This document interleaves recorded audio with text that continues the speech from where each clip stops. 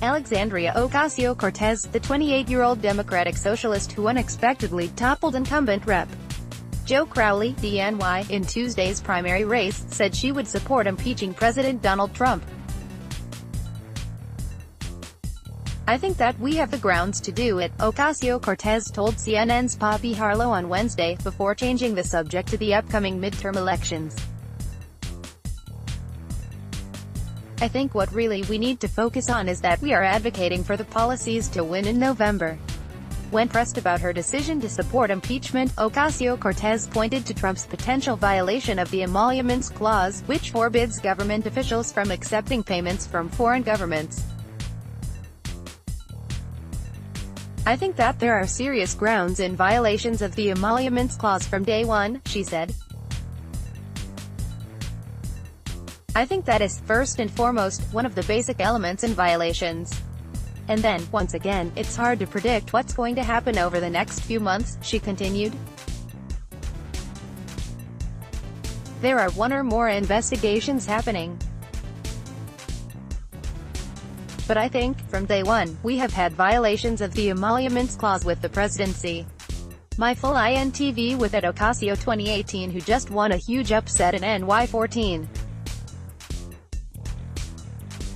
The 28-years-old Latina tells me, we took that message to doors that had never been knocked on before. Al Green, D. Texas, have publicly called for Trump's impeachment. House Minority Leader Nancy Pelosi, D. Calif, has pushed back against their efforts, stating that impeachment would fail if it was seen as partisan. A majority of House members are needed for impeachment to move forward. Given the GOP's majority hold on Congress, it's unlikely this could occur under current circumstances.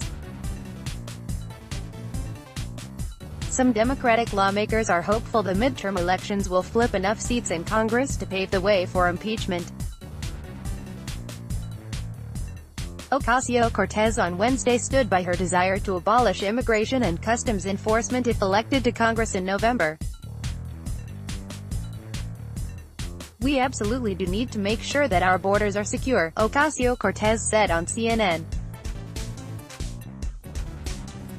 "But what we need to realize and remember is that ICE was established in 2003 right at the same time as the Patriot Act, the AUMF, the Iraq War, and we look back at a lot of that time and legislation as a mistake now.